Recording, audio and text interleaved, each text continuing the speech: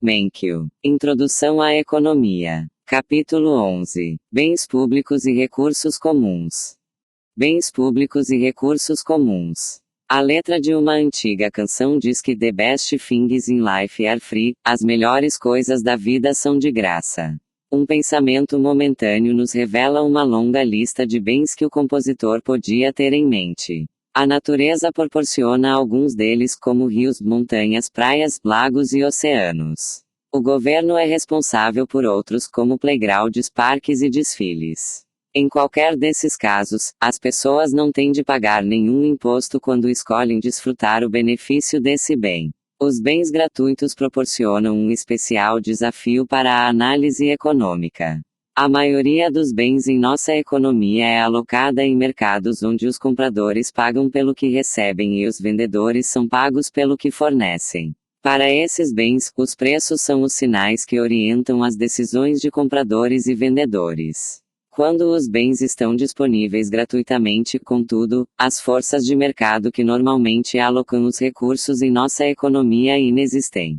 Neste capítulo examinaremos os problemas relacionados a bens que não têm preços de mercado. Nossa análise esclarecerá um dos 10 princípios de economia do capítulo 1. Às vezes os governos podem melhorar os resultados do mercado. Quando um bem não tem preço, os mercados privados não conseguem garantir que ele seja produzido e consumido nas quantidades apropriadas. Nestes casos, a política governamental pode potencialmente remediar a falha do mercado e aumentar o bem-estar econômico.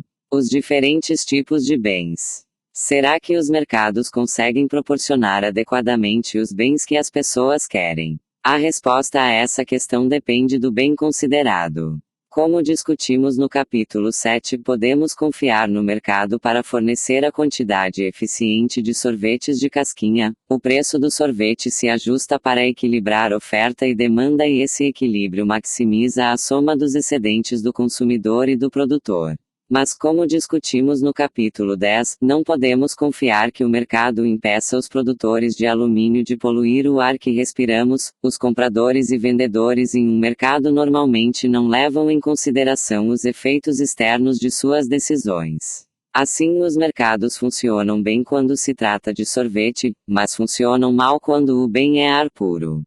Vamos aos conceitos. A propriedade da exclusão é a propriedade de um bem segundo a qual uma pessoa pode ser impedida de usá-lo. Já a rivalidade é a propriedade de um bem segundo a qual sua utilização por uma pessoa impede outras pessoas de utilizá-lo. Os bens privados são bens que são tanto excludentes quanto rivais. Ao se pensar nos diversos tipos de bens existentes na economia, é útil agrupá-los segundo duas características. 1. Será que o bem é excludente? Será que as pessoas podem ser impedidas de usá-lo? 2. Será que o bem é rival? Será que o fato de uma pessoa usar um bem elimina a possibilidade de que alguém mais possa usá-lo? Partindo dessas duas características, a figura 1 divide os bens em 4 categorias. 1. Os bens privados são tanto excludentes quanto rivais. Considere um sorvete de casquinha, por exemplo. Ele é excludente porque é possível impedir que uma pessoa o tome, é só não dar o sorvete a essa pessoa. E o sorvete de casquinha é rival porque, se uma pessoa tomar um sorvete, outra não poderá tomar o mesmo sorvete. A maioria dos bens da economia é composta de bens privados como os sorvetes de casquinhas. Quando analisamos oferta e demanda nos capítulos 4, 5 e 6 e a eficiência dos mercados nos capítulos 7, 8 e 9, admitimos implicitamente que os bens fossem tanto excludentes quanto rivais. 2. Bens públicos não são nem excludentes nem rivais. Ou seja, as pessoas não podem ser impedidas de usar um bem público e quando uma pessoa usa um bem público, isso não reduz a disponibilidade dele podendo ser utilizado por outras pessoas sem prejuízo de nenhuma delas. Por exemplo, uma sirene de tornado de uma pequena cidade é um bem público. Quando a sirene soa, é impossível impedir que alguém a ouça. E quando alguém recebe o benefício do sinal de perigo, isso não reduz o benefício conferido aos demais habitantes. 3. Os recursos comuns são rivais, mas não excludentes. Por exemplo, os peixes no mar são bens rivais. Quando alguém pesca um deles, há menos peixes disponíveis para a próxima pessoa que for pescar. Mas os peixes não são excludentes porque, dada a vastidão do mar, é difícil impedir que os pescadores retirem peixes dele. 4. Quando um bem é excludente, mas não é rival, é exemplo de monopólio natural. Considere, por exemplo, a proteção contra incêndios numa cidade pequena. É fácil excluir as pessoas do uso do bem, os bombeiros podem simplesmente permitir que a casa delas queime até o fim. Mas a proteção contra incêndios não é rival. Os bombeiros passam grande parte de seu tempo esperando por incêndios, de modo que proteger uma casa a mais provavelmente não reduzirá a proteção disponível para as demais. Em outras palavras, uma vez que uma cidade pague pelo corpo de bombeiros, o custo adicional da proteção de uma casa a mais é pequeno. No capítulo 15 daremos uma definição melhor dos monopólios naturais e os estudaremos em maiores detalhes. Figura 1. 4 tipos de bens. Os bens podem ser agrupados em 4 categorias segundo 2 perguntas. 1. Será que o bem é excludente? Isto é, será que as pessoas podem ser impedidas de usá-lo? 2. Será que o bem é rival? Isto é, se uma pessoa usa um bem, isso elimina a possibilidade de outra pessoa usá-lo. O diagrama dá exemplos de bens pertencentes a cada uma das 4 categorias. Bens privados são bens rivais e excludentes. Exemplos: sorvetes de casquinha, roupas, estradas com pedágio congestionadas. Bens públicos são o contrário dos bens privados. Bens públicos não são rivais nem excludentes. Exemplos: sirene de tornado, defesa nacional, estrada sem pedágio livre. Monopólios naturais são excludentes, mas não rivais. Exemplos: proteção contra incêndio, TV a cabo, estradas com pedágio livre. Recursos comuns são rivais, mas não excludentes.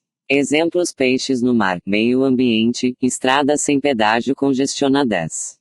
Neste capítulo, examinaremos os bens que não são excludentes e, portanto, estão disponíveis gratuitamente para todos, os bens públicos e os recursos naturais. Como veremos, este tópico está estreitamente relacionado ao estudo das externalidades. Quando se trata de bens públicos e de recursos naturais, as externalidades surgem porque algo de valor não tem preço estipulado. Se alguém proporciona um bem público, como uma sirene de tornado, as outras pessoas se beneficiam, mas não podem ser cobradas por esse benefício. De maneira similar, quando uma pessoa usa um recurso comum como os peixes do mar, as outras pessoas são prejudicadas e não são compensadas por essa perda. Por causa desses efeitos externos, as decisões privadas de consumo e produção podem levar a uma alocação ineficiente dos recursos e a intervenção do governo pode potencialmente aumentar o bem-estar econômico. Bens públicos. Para entender de que maneira os bens públicos diferem de outros bens e quais são os problemas que apresentam à sociedade, vamos considerar um exemplo: um show pirotécnico. Esse bem não é excludente porque é impossível impedir que alguém veja os fogos, e não é rival porque o entretenimento que uma pessoa extrai dele não reduz o entretenimento disponível para as outras. O problema dos caronas. Os moradores de Smalltown, nos Estados Unidos, gostam de ver fogos de artifício no feriado de 4 de julho, dia da independência norte-americana. Cada um dos 500 moradores da cidade atribui um valor de $10 ao espetáculo. 500 moradores vezes $10 dá um valor de $5.000. O custo de um show pirotécnico é de $1.000. Como o benefício de $5.000 supera o custo de $1.000, é eficiente para os moradores de Smalltown ver a queima de fogos de artifício nessa data. Será que o mercado privado produziria um resultado eficiente? Provavelmente não. Imagine que Ellen, uma empreendedora de Smalltown, decide-se fazer uma queima de fogos de artifício. Ela provavelmente teria dificuldades para vender ingressos para o evento porque seus clientes em potencial logo perceberiam que poderiam ver a exibição mesmo sem pagar ingresso. Como os fogos não são excludentes, há um incentivo para que as pessoas sejam caronas. Um carona é uma pessoa que recebe o benefício de um bem, mas evita pagar por ele. Uma maneira de enxergar essa falha do mercado é pensar que ela surge de uma externalidade. Se Ellen realizasse a exibição de fogos de artifício, ela conferiria um benefício externo às pessoas que assistissem ao espetáculo sem pagar por isso. Ao decidir se faz ou não a apresentação, Ellen ignora esses benefícios externos. Embora uma apresentação de fogos de artifício seja socialmente desejável, ela não é lucrativa do ponto de vista privado.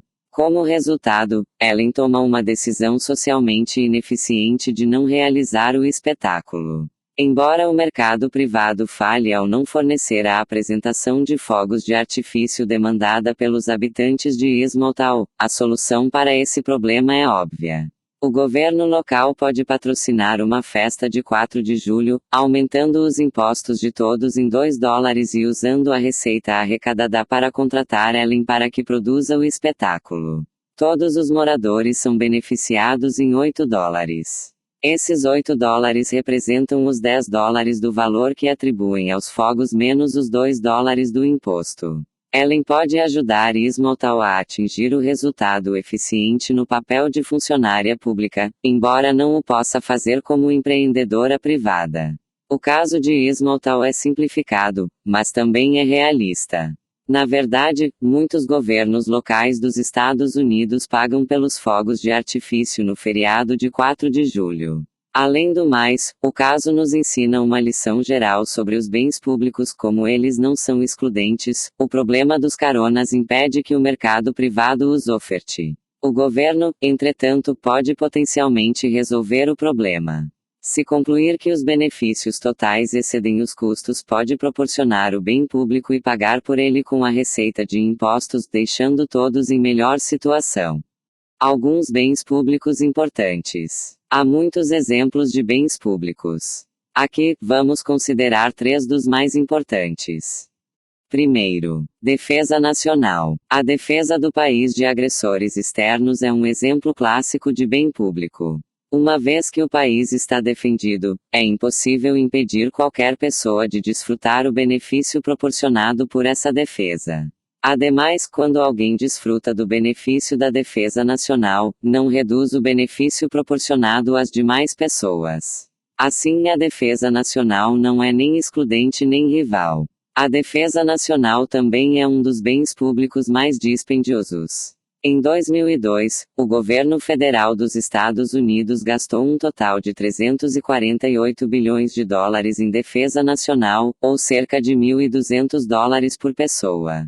As pessoas divergem quanto a essa quantia ser muito alta ou muito baixa, mas ninguém duvida de que é necessário o governo gastar alguma quantia com a defesa nacional. Até os economistas que defendem uma presença menor do Estado concordam que a defesa nacional é um bem público que deve ser proporcionado pelo governo. Segundo, pesquisa de base. A criação de conhecimento é um bem público. Se um matemático prova um novo teorema, o teorema entra para o conjunto geral de conhecimento que todos podem usar gratuitamente. Como o conhecimento é um bem público, empresas que têm fins lucrativos tendem a pegar carona no conhecimento criado por outras pessoas e, com isso, investem poucos recursos na criação de novos conhecimentos. Ao se avaliar a política adequada para a criação de conhecimento, é importante distinguir entre conhecimentos gerais e conhecimentos tecnológicos específicos. Os conhecimentos tecnológicos específicos, como a invenção de uma bateria melhor, por exemplo, podem ser patenteados. Com isso, o inventor obtém grande parte do benefício de sua invenção, embora não sua totalidade.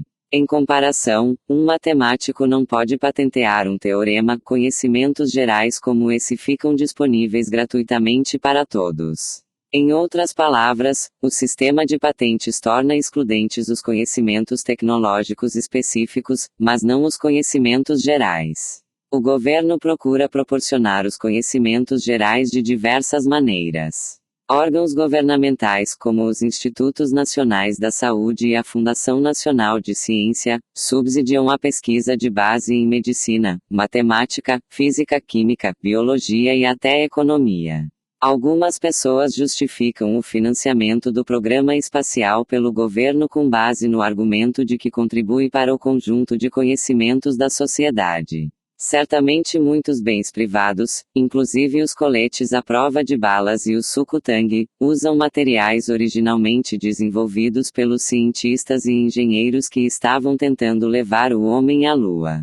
É difícil determinar o nível adequado de apoio governamental a essas empreitadas porque os benefícios são de difícil mensuração. Além disso, os deputados e senadores que reservam fundos para pesquisa normalmente têm pouca experiência científica e, portanto, não são as pessoas mais indicadas para julgar as linhas de pesquisa que renderam os maiores benefícios. Terceiro, luta contra a pobreza. Muitos programas governamentais têm por objetivo ajudar os pobres. Nos Estados Unidos, por exemplo, o programa denominado Assistência Temporária às Famílias Necessitadas oferece uma pequena renda a algumas famílias pobres. De maneira similar, o programa de vales alimentação subsidia a compra de alimentos para pessoas de baixa renda, e diversos programas governamentais de moradia tornam mais acessível a compra de imóveis. Esses programas contra a pobreza são financiados por impostos cobrados de famílias que são financeiramente mais bem-sucedidas. Os economistas divergem entre eles quanto ao papel que o governo deve representar na luta contra a pobreza.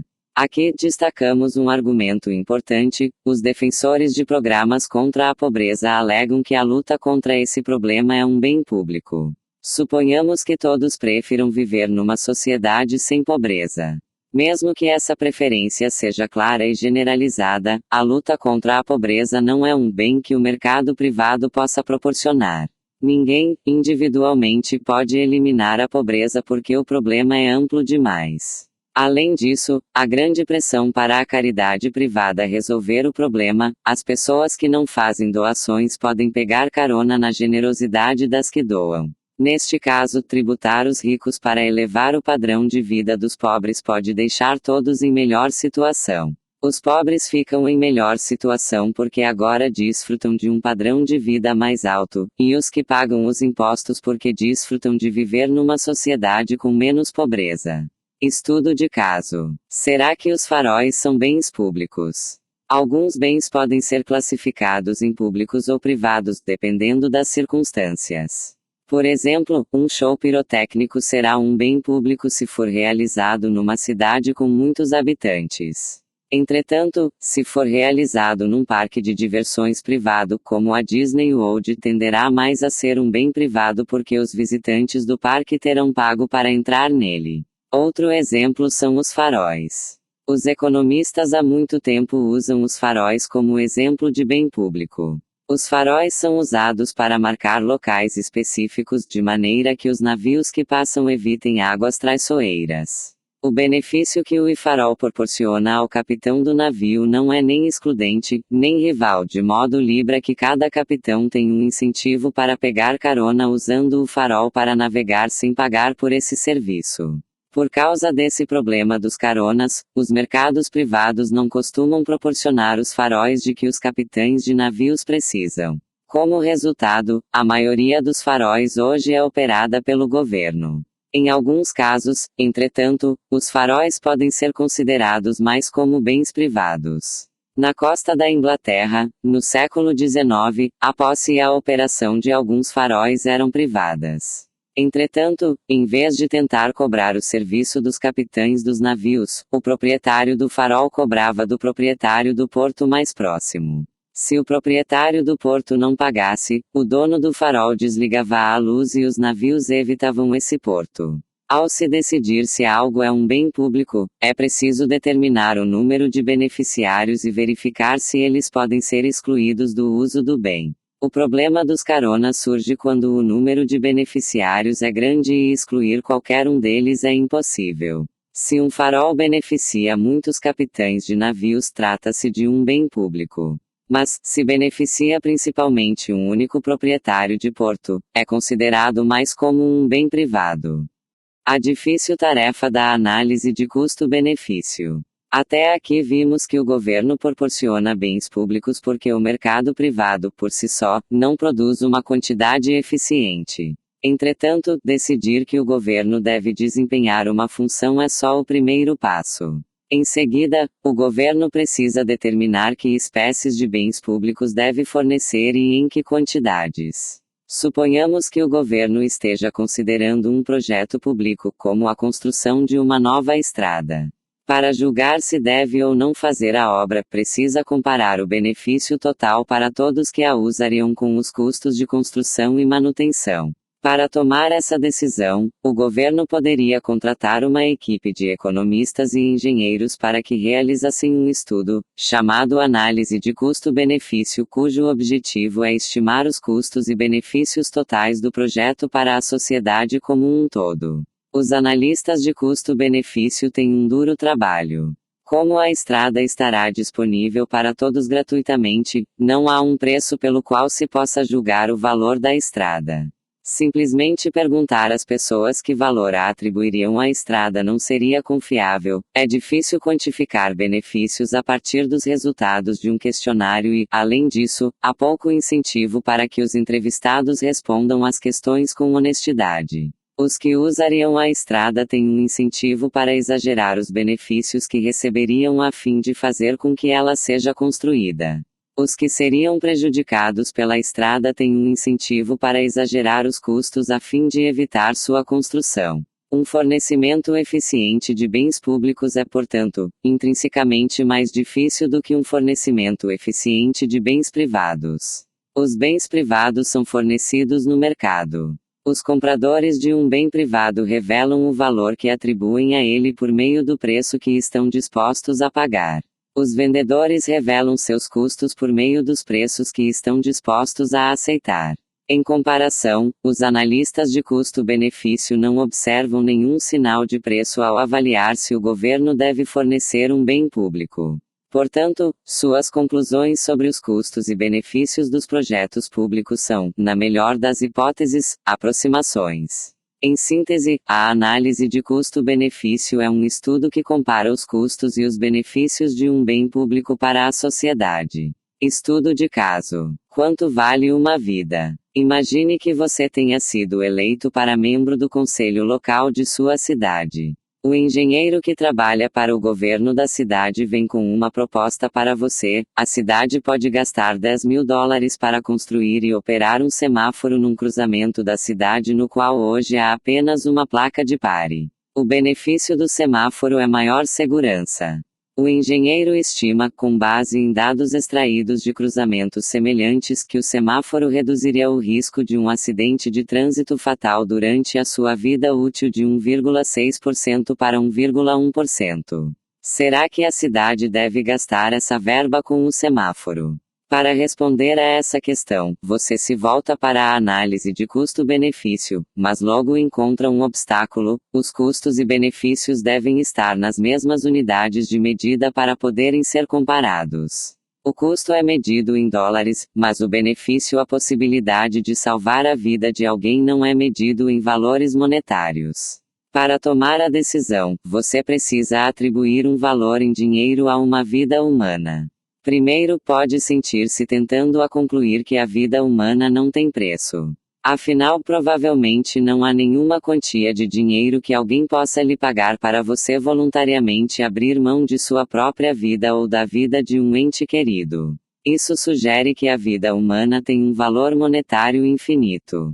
Mas para os fins da análise de custo-benefício, essa resposta leva a resultados sem sentido.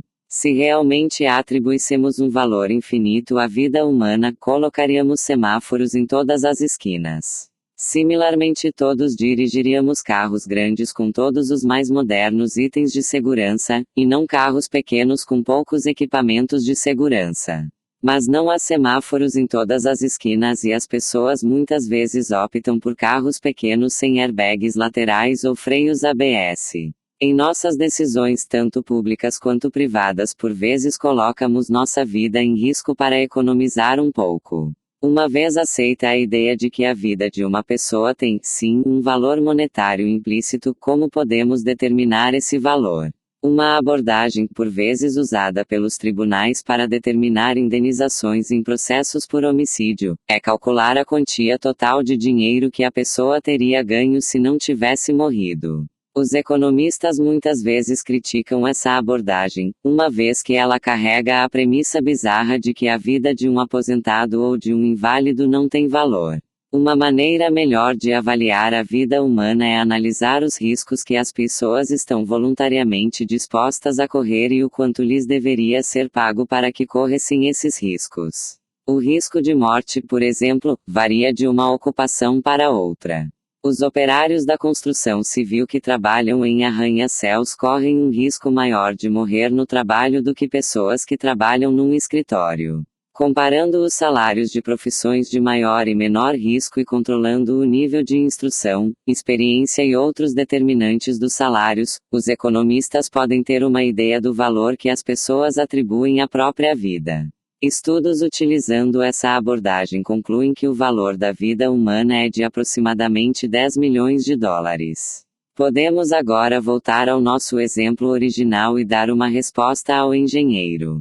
O semáforo reduz o risco de morte em 0,5%. Assim, a expectativa do benefício a ser proporcionado pelo semáforo é de 0,005x 10 milhões de dólares, ou 50 milhares de dólares. Essa estimativa do benefício supera em muito o custo de 10 mil dólares, de modo que você deve aprovar o projeto.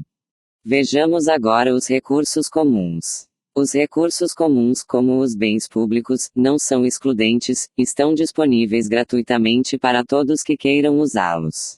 Os recursos comuns, entretanto, são rivais. O uso de um recurso comum por uma pessoa reduz a possibilidade que outras pessoas têm de usá-lo. Assim, os recursos comuns dão origem a um novo problema.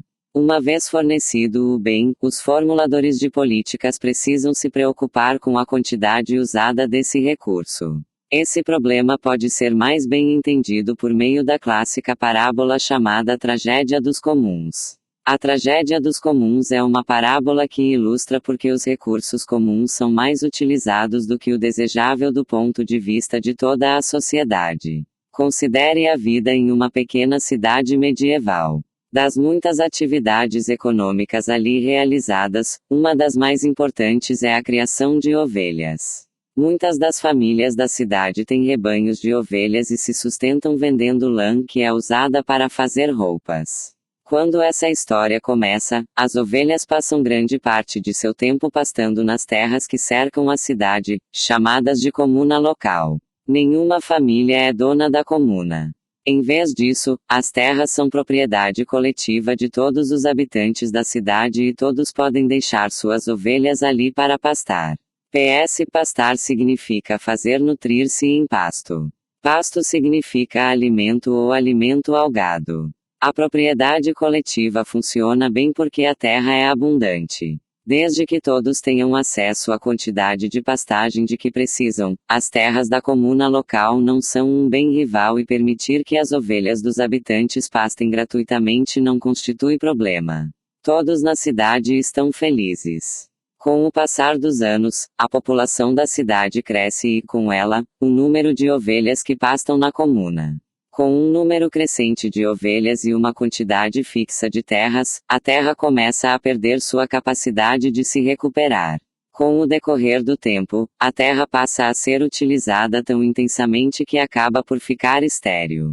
Com o fim do pasto na comuna, criar ovelhas fica impossível e a próspera indústria de lã da cidade desaparece. Muitas famílias perdem sua fonte de sustento. O que será que causa a tragédia? Por que será que os pastores permitem que a população de ovelhas cresça a ponto de destruir a comuna local? A razão é que os incentivos sociais e privados são diferentes. Evitar a destruição das pastagens depende de ação coletiva por parte dos pastores. Se os pastores agissem juntos, poderiam reduzir a população de ovelhas para um nível que a comuna pudesse sustentar. Entretanto, nenhuma família tem incentivo para reduzir o tamanho do seu rebanho porque cada rebanho representa apenas uma pequena parte do problema. Em essência, a tragédia dos comuns surge por causa de uma externalidade. Quando o rebanho de uma família pasta nas terras comuns, reduz a qualidade da terra disponível para as demais famílias. Como as pessoas não levam em consideração essa externalidade negativa ao decidir quantas ovelhas possuir, o resultado é um número excessivo de animais. Se a tragédia tivesse sido antivista, a cidade poderia ter resolvido o problema de diversas maneiras. Poderia ter regulado o número de ovelhas por família, internalizado a externalidade tributando as ovelhas ou leiloado um número limitado de licenças de pastagem. Ou seja, a cidade medieval poderia ter lidado com o problema do excesso de ovelhas da mesma maneira que a sociedade moderna lida com o problema da poluição. No caso da terra, entretanto, há uma solução mais simples. A cidade pode dividir as terras entre as famílias da cidade. Cada família pode colocar uma cerca em sua parcela de terra protegendo-a dessa forma do uso excessivo. Com isso, a terra se tornaria um bem privado, deixando de ser um recurso comum. Esse resultado de fato ocorreu durante o movimento de cercamentos na Inglaterra, no século XVII. A tragédia dos comuns é uma história com uma lição geral. Quando alguém usa um recurso comum, diminui o desfrute que as outras pessoas podem ter dele. Por causa dessa externalidade negativa, os recursos comuns tendem a ser usados em excesso. O governo pode resolver o problema, reduzindo o uso de recursos comuns por meio de regulamentos ou impostos. Alternativamente, algumas vezes pode transformar o recurso comum em bem privado. Essa lição é conhecida há milhares de anos. Aristóteles, filósofo da Grécia Antiga, apontou o problema dos recursos comuns. Ele afirmou: o que é comum a muitos é o que recebe menos cuidados, porque todos têm maior preocupação com o que é seu do que com aquilo que possuem em conjunto com outros. Vejamos alguns recursos comuns importantes. Há muitos exemplos de recursos comuns. Em quase todos os casos, há o mesmo problema que acontece na tragédia dos comuns, que é o seguinte: os tomadores de decisões privados usam em excesso o recurso comum. Os governos com frequência regulamentam o comportamento ou impõem tarifas para atenuar o problema do uso excessivo. Ar e água puros. Como discutimos no capítulo 10, os mercados não protegem adequadamente o meio ambiente. A poluição é uma externalidade negativa que pode ser solucionada com regulamentos ou com impostos de PIGO sobre as atividades poluidoras. Essa falha do mercado pode ser considerada um exemplo do problema dos recursos comuns. Ar puro e água limpa são recursos comuns como os pastos abertos, e a poluição excessiva é como a pastagem excessiva. A degradação do meio ambiente é uma versão moderna da tragédia dos comuns. Estradas congestionadas. As estradas podem ser bens públicos ou recursos comuns. Se uma estrada não está congestionada, o uso dela por alguém não afeta as demais pessoas. Neste caso, o uso não é rival e a estrada é um bem público. Mas, se a estrada está congestionada, então seu uso resulta numa externalidade negativa. Quando alguém dirige nessa estrada, ela se torna ainda mais congestionada e as outras pessoas precisam dirigir mais devagar. Neste caso, a estrada é um recurso comum. Uma maneira pela qual o governo pode abordar o problema dos congestionamentos nas estradas é cobrar um pedágio dos motoristas. Os pedágios são, em essência, um imposto de PIGO sobre a externalidade do congestionamento. Muitas vezes, como no caso de estradas locais, os pedágios não são uma solução prática porque a cobrança seria custosa demais. Em alguns casos, os congestionamentos só representam problema em determinados horários do dia. Se, por exemplo, uma ponte tem tráfego intenso na hora do rush, a externalidade do congestionamento é maior nesse horário do que em outros momentos do dia. A maneira eficiente de lidar com essas externalidades é cobrar pedágios maiores durante o horário de rush. Isso representaria um incentivo para que os motoristas alterassem sua rotina e reduziria o trânsito nos horários de maior congestionamento. Outra política que responde à questão dos congestionamentos discutida num estudo de caso do capítulo anterior, é o imposto sobre a gasolina. A gasolina é um bem complementar à condução de veículos. Um aumento do preço da gasolina tende a reduzir o uso do automóvel. Assim, um imposto sobre a gasolina reduz os congestionamentos. Entretanto, um imposto sobre a gasolina é uma solução imperfeita para os congestionamentos das estradas. O problema é que o imposto sobre a gasolina afeta outras decisões além do grau de uso dos carros em estradas congestionadas. Por exemplo, o imposto desencoraja que se dirija em estradas não congestionadas, ainda que nelas não haja a externalidade do congestionamento. Peixes, baleias e outros animais selvagens. Muitas espécies de animais são recursos comuns. Os peixes e as baleias, por exemplo, têm valor comercial e qualquer pessoa pode ir pescar no oceano o que estiver disponível. Cada pessoa tem pouco incentivo para preservar a espécie para o ano seguinte. Assim como o uso excessivo dos pastos pode destruir a comuna local, a pesca excessiva de peixes e baleias pode destruir populações marinhas de alto valor comercial. O mar continua sendo um dos recursos comuns menos regulamentados. Há dois problemas que impedem uma solução simples. Em primeiro lugar, muitos países têm saída para o mar de modo que qualquer solução exigiria cooperação internacional entre países que têm valores diferentes. Em segundo lugar, por causa da vastidão dos oceanos, fazer qualquer acordo ser cumprido seria difícil. Como resultado, os direitos de pesca têm sido uma fonte de tensão internacional entre países normalmente amigos.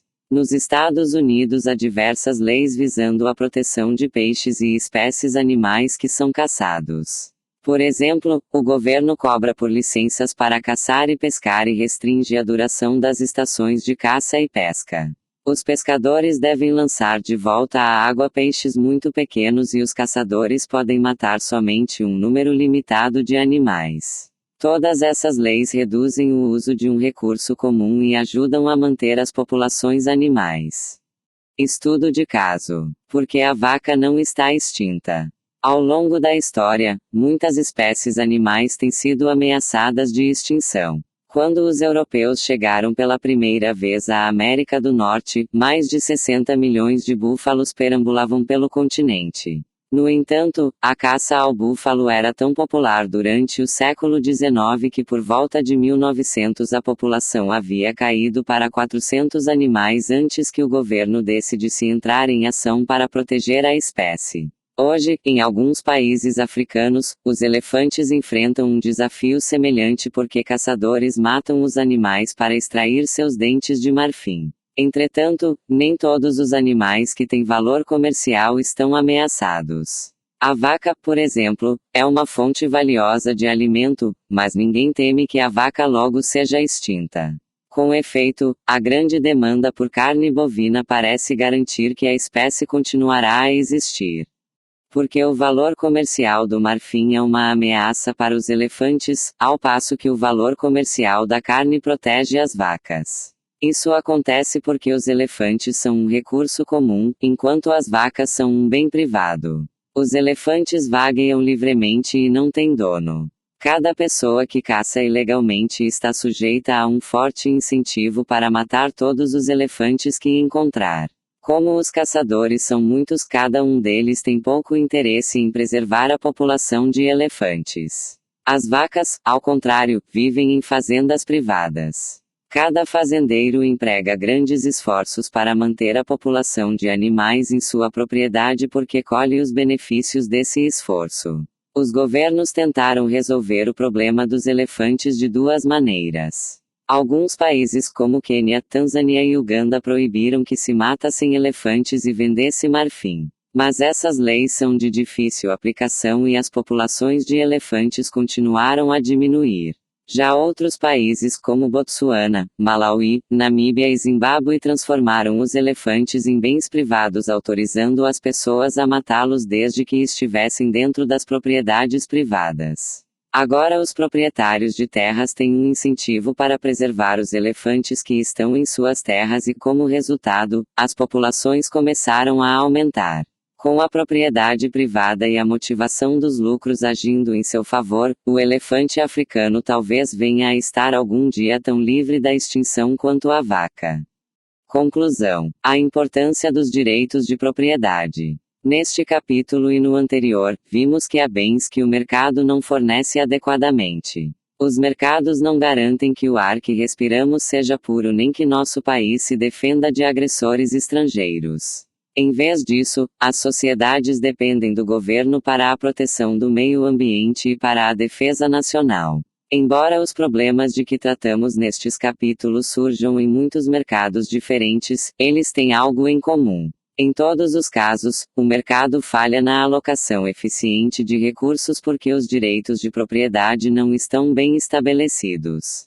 Ou seja, algum item de valor não tem um proprietário com autoridade legal para controlá-lo. Por exemplo, embora não haja dúvida de que os bens, ar puro e defesa nacional sejam valiosos, ninguém tem o direito de lhes atribuir um preço e lucrar com seu uso. Uma fábrica polui em excesso porque ninguém lhe cobra nenhum valor pela poluição que emite. O mercado não fornece defesa nacional porque ninguém pode cobrar das pessoas defendidas nada pelo benefício que recebem. Quando a ausência de direitos de propriedade causa uma falha de mercado, o governo pode potencialmente resolver o problema. Em alguns casos, como na venda de licenças de poluição, a solução é o governo ajudar a definir direitos de propriedade e, com isso, liberar as forças de mercado. Em outras situações, como na restrição das temporadas de caça, a solução é o governo regulamentar o comportamento privado. Outras vezes, ainda como no caso da defesa nacional, a solução é o governo fornecer um bem que os mercados falham ao ofertar. Em todos os casos, se a política for bem planejada e conduzida, pode tornar a alocação de recursos mais eficiente e, assim, aumentar o bem-estar econômico. Resumo: os bens diferem quanto a serem excludentes e rivais. Um bem é excludente quando é possível impedir que alguém o use. Um bem é rival se o uso que alguém faz dele impede outras pessoas de usar a mesma unidade do bem. Os mercados funcionam melhor para os bens privados que são tanto excludentes quanto rivais. Os mercados não funcionam bem para outros tipos de bens. Os bens públicos não são nem rivais nem excludentes. São exemplos de bens públicos os shows pirotécnicos, a defesa nacional e a criação de conhecimento de base. Como as pessoas não pagam pelo uso que fazem dos bens públicos, há um incentivo para que tomem carona quando o bem é fornecido privadamente. Portanto, os governos fornecem os bens públicos tomando suas decisões quanto à quantidade com base em análises de custo-benefício. Os recursos comuns são rivais, mas não excludentes. São exemplos os pastos comunitários, o ar puro e as vias congestionadas. Como as pessoas não pagam pelo uso que fazem dos recursos comuns, tendem a usá-los excessivamente. Portanto, os governos tentam limitar o uso dos recursos comuns. Notícias. A solução de Singapura. Os pedágios são um jeito de resolver o problema dos congestionamentos e, de acordo com alguns economistas, não são tão usados quanto deveriam ser. Nesta coluna, o economista Lester Turrell descreve a solução bem-sucedida que Singapura encontrou para os congestionamentos. A economia de estabelecimento de preços nas estradas. Vamos começar por um fato observável. Cidade alguma jamais conseguiu resolver os problemas de poluição e congestionamentos construindo mais ruas. Algumas cidades do mundo construíram muitas ruas como Los Angeles, e outras construíram muito poucas. Xangai tinha bem poucos carros até recentemente, mas os níveis de congestionamento e de poluição não variam muito. Um número maior de ruas só incentiva mais pessoas a usar seus carros, a morar mais longe do trabalho e, com isso, a usar mais espaço nas ruas. Uma análise recente do problema dos congestionamentos em Londres concluiu que a cidade poderia derrubar todos os imóveis do centro a fim de usar o espaço para construir ruas e ainda assim teria um trânsito altamente congestionado. Os economistas sempre tiveram uma solução teórica para a questão dos congestionamentos de automóveis e da poluição: estabelecer preços pelo uso das ruas. Cobrar pelo uso das ruas com base em quais ruas as pessoas utilizam, a que hora do dia e em que época do ano e no grau de poluição no momento em que as ruas estão sendo usadas. Estabelecer preços em níveis que resultem no volume ótimo de uso. Até Singapura decidir tentar experimentar, cidade alguma tivera a coragem de estabelecer preços para suas ruas. Muitas ideias podem parecer boas na teoria e conter falhas inesperadas. Agora Singapura já tem mais de 10 anos de experiência com o sistema e ele funciona. Não há falhas inesperadas. Singapura é a única cidade na face da Terra sem congestionamentos e sem problemas de poluição causados por carros. Em Singapura, uma série de cabines de pedágio cerca a parte central da cidade. Para entrar ali, cada carro precisa pagar um pedágio baseado nas ruas utilizadas, no horário de uso e no nível de poluição do dia. Os preços são aumentados e diminuídos para levar ao uso ótimo. Além disso, Singapura calcula o número máximo de carros que podem ser suportados sem poluição fora do centro da cidade e leiloa, a cada mês, direitos de licença para carros novos. Diferentes tipos de chapas permitem diferentes graus de utilização. Uma chapa que permita usar o carro a qualquer hora é muito mais cara do que outra que só permita a utilização nos fins de semana, período em que os problemas de congestionamento são muito menores. Os preços dependem da oferta e da demanda. Com esse sistema, Singapura deixa de gastar recursos em projetos de infraestrutura que não resolvem os problemas de congestionamento e poluição. A receita obtida pelo sistema é usada para reduzir outros impostos. Mas, se isso funciona, por que Londres rejeitou fixar preços pelo uso das ruas em seu recente relatório sobre os problemas dos congestionamentos e da poluição? Porque eles temiam que tal sistema fosse considerado uma interferência excessiva do governo e que a população não tolerasse um sistema que permitisse que os ricos pudessem usar mais seus carros do que os pobres. Os dois argumentos ignoram o fato de que já temos estradas com pedágio, mas novas tecnologias também permitiriam evitar os dois problemas. Usando códigos de barras e cartões de débito, as cidades poderiam instalar leitores de códigos de barras em diferentes pontos. À medida que cada carro passasse por cada ponto, uma certa quantia seria deduzida do cartão de débito do motorista, dependendo das condições do tempo, do horário e da localização. Dentro do carro, o motorista teria um medidor que lhe diria quanto foi cobrado e quanto resta em sua conta no cartão de débito.